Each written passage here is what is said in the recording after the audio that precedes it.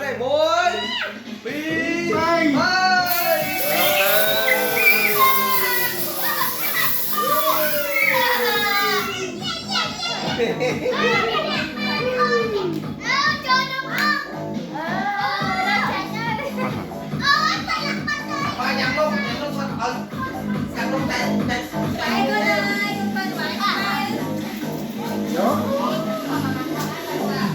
Ồ, dọc ní, tiệt đấy mùi.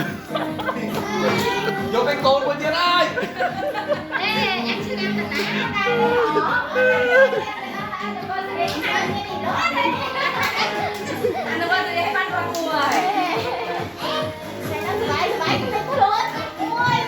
Nó lạnh lên ơi.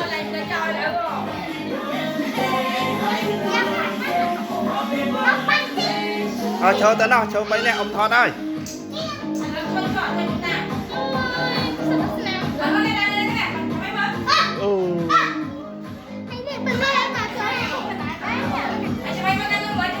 Nào, cho mấy nè.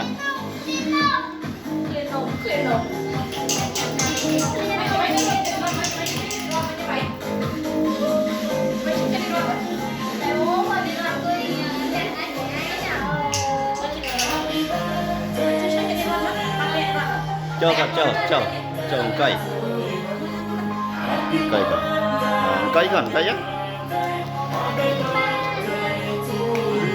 Nào, cán nó còn. Ồ.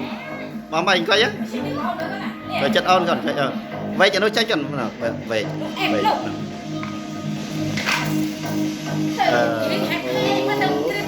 Mà star.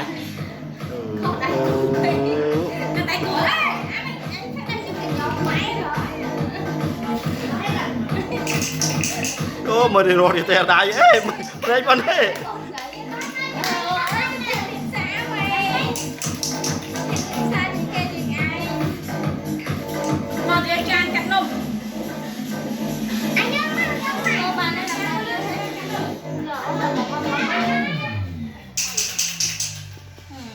Ơi mà